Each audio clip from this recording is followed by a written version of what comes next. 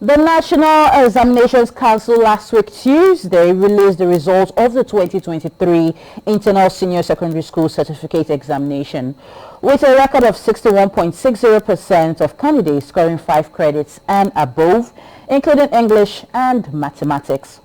However, the Examination Council disclosed that 93 schools were found to be involved in whole school cheating, while 52 supervisors were recommended for blacklisting due to poor supervision, aiding and abetting during the examinations. The Registrar and Chief Executive Officer of NECO, Professor Dantani Wushishi, disclosed this while announcing the release of the results of the examination. It is not news that education is the master. It is not news that education is the master of all development if it is excellently undergone through the laid down procedures. And whenever there's deviation from the normal procedures, the yielded results might not be good enough. Also, it has been agreed upon by most intellectuals that this situation and more is part of the reasons that make Nigeria to be left behind in times of national development, and also have all its sectors full of corrupt malpractices. And so today we'll be looking at the causes and solution to whole school examination malpractices occurring in our neighborhood schools. And with that being said, people, yes, welcome you to the big story this morning on Quest Today. And we are looking at whole school examination malpractices here in Delta State and in Nigeria as a whole. And with me this morning, we know, you already know, my colleague, the person of Michael Gobadia. But I also have with me to talk more on this matters, Comrade Francis Onwaife, who is the presenter on Echoes from the communities. Basically, he is involved in community matters, you know, that affects us. Well, good morning, gentlemen, again, Michael, and good morning, Comrade Francis. All right, good morning. Yeah, welcome, Comrade, and it's something we really need to talk about. Yes. Well, like I said, we're talking about whole school examination malpractice. Now, what we're basically hitting on is, we know students have been cheating right from time. It's not new information. Yes, but what seems to get to us right now is the participation of schools, you know, being involved in this examination malpractices. You saw what happened, or what I stated earlier, where the Chief Executive Officer of NECO, Professor Dantani Wushishi, disclosed that, you know, 93 schools have been put up, you know, for having, you know, because they've been involved in examination malpractice, while 53 invigilators have been blacklisted. And with that being said, we are going to be discussing that today. But we have to look at it from various angles: the angles of the schools, the angles of the students, the parents, the community, you know, and the examination bodies as a whole, because we have to come up with a solution to this problem. And so let's start from the schools. My first question is this: what is the cause of mass school cheating in the first place? We know that that the schools are aware and participating now in the cheating. But the question now is, a school that is supposed to tutor students in not just education but in character and morals as well, being involved in this, what do they hope to gain? What is the motive of the schools participating in this? Yes, you see that Nigeria generally, if you want to emphasize on the school involvement, you know that whatsoever concerns gain in Nigeria, people will go all the way to do it so that they get more gain to themselves. Like what? When this malpractice of a thing started in school those days, if you are caught as a student, definitely that exam, that you are off that examination. But today, even the schools are the one encouraging this issue of malpractices. They are the one coming with various methods of carrying out these malpractices. In a situation where, as a student, you know, I remember those days when we were preparing for examination, we used to read until even our health seemed as if we want to fall off our necks. But these days, students no longer read because they have this promise of being helped. When you have this belief that during the time of examination, with your money, you can pass examination because of the encouragement from teachers and encouragement from those that are handling the issue of examination in the state or in the system, you are well, you know, you see yourself as, well, even though if I read or I don't read, I will still pass. 2, in a situation where those who never went to school and today they are the one leading this country, they are the one in the head of affair, you don't even bother yourself again to study. You believe that at the end of the day with your money, you can pass that examination. That common belief that you read, you don't read, you will see skate through is what is really encouraging this. Yeah, but still talking about the motive of the schools being involved in examination malpractices now. Some have argued or some have said that the reason why some schools are involved in this, like the schools themselves are the ones pushing, we've been involved in this examination malpractice because the schools themselves want to boost their names, in the sense that if you attend this school, you are assured, your child is assured of passing so. What's your take on that? That is exactly what I stated when I started. I said that because of the gain they are getting from it. I think Barrister Ojegba some few days ago, he equally emphasized on that. Though it was a little bit defensive, because himself is a school proprietor. But I want to tell you here for free that the schools are even the one introducing these malpractices. Most of these things that is being carried out today by students, they were never aware of those things. It was the school that came up with this method. Those days when you want to involve yourself in examination malpractice, those days, you know the way they do it. But today now they have devised various methods of doing it. Whether an invigilator is in or out, they can do it freely. So because of the gain, the financial gain, when you talk about the name, what is the name for? Is it not for the financial gain? Is it not for increment? If, for instance, like those days, it was only government school that was existing. I think in the early 90s, the mid 90s, these proliferation of private schools. Yes, proliferation. The thing came up rapidly, and today they are everywhere. So if you write examination in school A, and you didn't make it, and school B made it, by your next thing, definitely you will take your son or your daughter to that school to write the examination because they are sure of making their papers there. So that is one of the reasons, the financial gain. If not for the financial gain, and they still believe that when they does that, nobody is actually monitoring what is happening there. Because like the word during the time of Buhari, they say top to bottom. This corruption starts from the tertiary institution down to the pre-primary education. So it is because of the financial gain, and there is no punishment, for whoever is caught doing it. That is the reason why the thing is just thriving today. Okay, now you've said that, and we've put more of the blame on the schools because they seem to be encouraging it. But let's discuss the role of the parents. Because if the parents would not also give, the schools will not gain from it. And let's look at, or rather look at the parents. We've had reports that parents purposely register their children or words in miracle centers, as they're being called. Yes, of course. So let's also look at that, because like we do know, the home is always the first school for every child. And if a parent condones such, it's just like you telling your child or selling off your child in the wrong direction. So let's look at the role parents also play in this, and see if it's also a contributing factor to the malpractice we seem to be experiencing at the moment. See, it is the proposal. The proposal comes from the school, and the parents, they have nothing but to they don't have any reason not to concur. Let me use that word. For instance, Petra Christian Academy. No, we don't want you to. I'm not advertising anyway. No, we don't want you to. You are a rich parent, you can't go to that school, and you say you want to involve yourself or indulge in malpractices. It's not possible. We all know it in this Ugeli. And there are other schools, you say you are restricting me that I should not mention them. Okay, we're not mentioning. Stick to that. If you don't propose, the parents will not follow suit. It's because of the proposal from the school that for your child to pass this examination with ease, this is the amount you have to pay.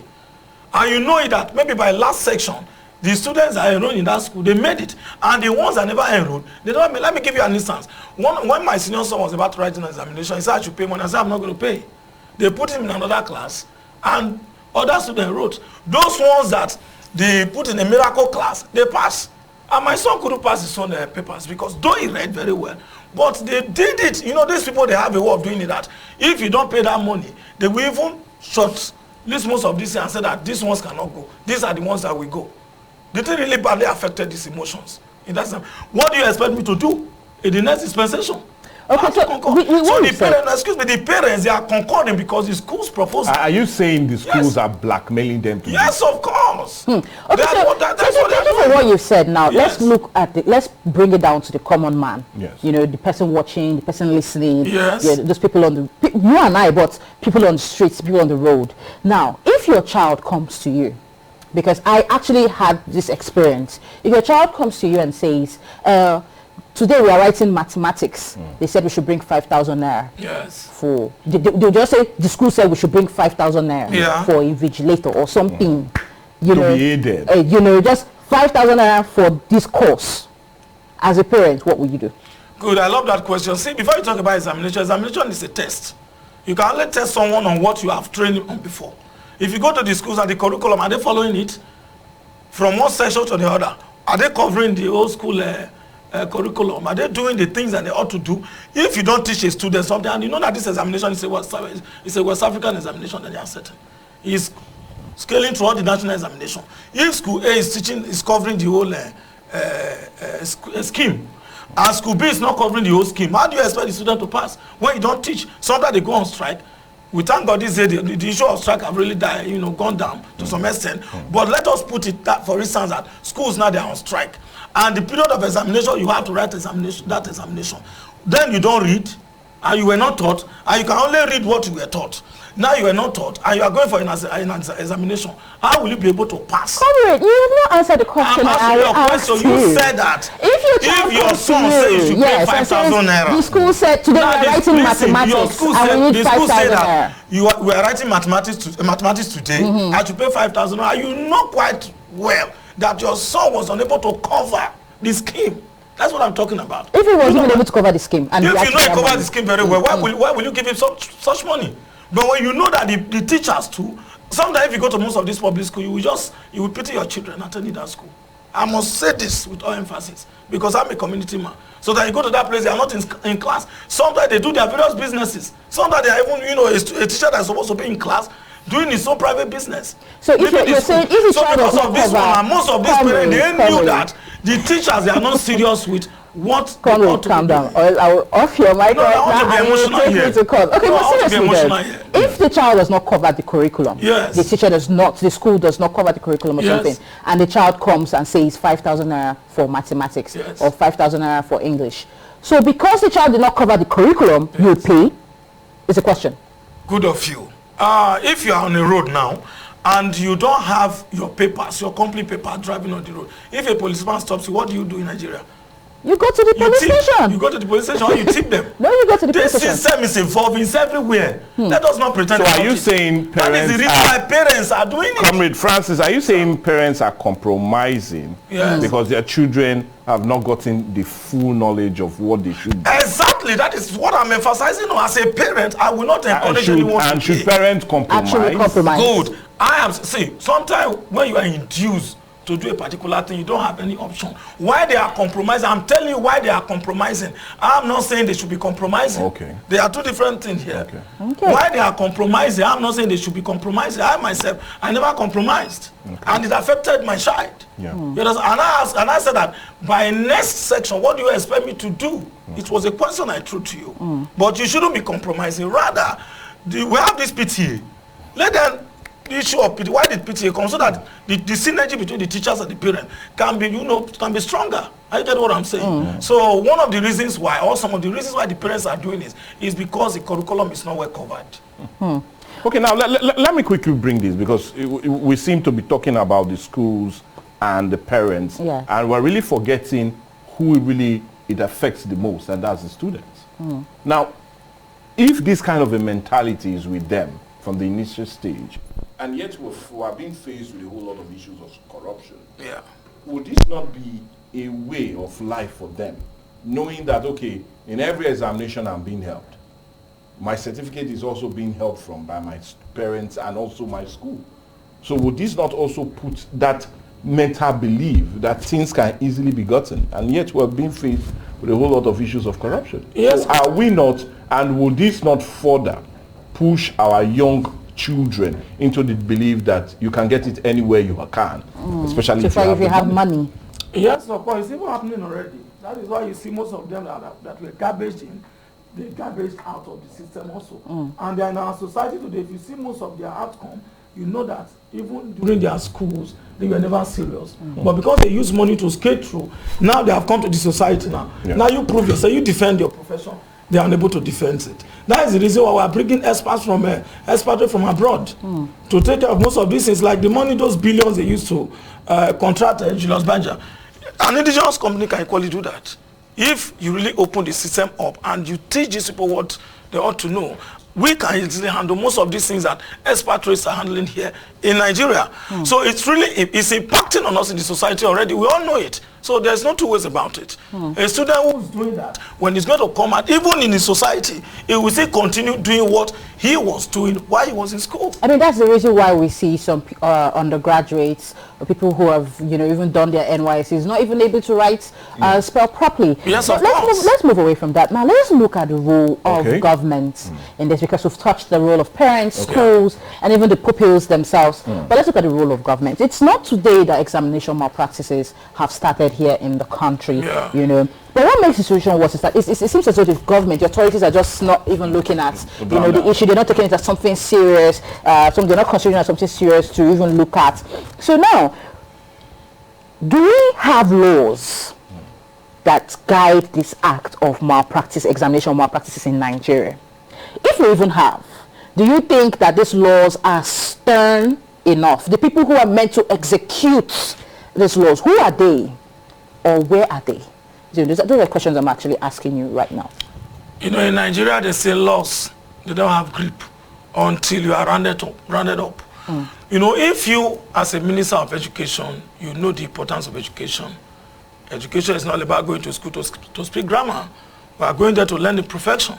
And because people lay more emphasis on certificate, that is the reason why these things are just happening today. If, for instance, the system you are operating today, which is a 6334, is not, you know, paying off, you change the system. Because those that obtain skills outside this conventional educational system, they are equally doing well. So if you know that you don't have the capacity to go through school, there are other means of teaching people on what to do. So there are laws guiding these things, but because those people handling the law also, before it drains down to us, they will in one way or the other make it not viable. That is the problem. I mean, there are laws. Even in the school, there are laws. Our government, they have the laws that are supposed to be guiding most of these things. But because of the fact that those people even handling the law, they are questionable. That is the reason why it's not having the grip it's supposed to be having today in Nigeria. Even though there are laws everywhere. Oh, well, at this point, we've talked great lengths, but we have to go on a break. But do not go anywhere. We're still here on the Big Story on Quest today, and we will be right back.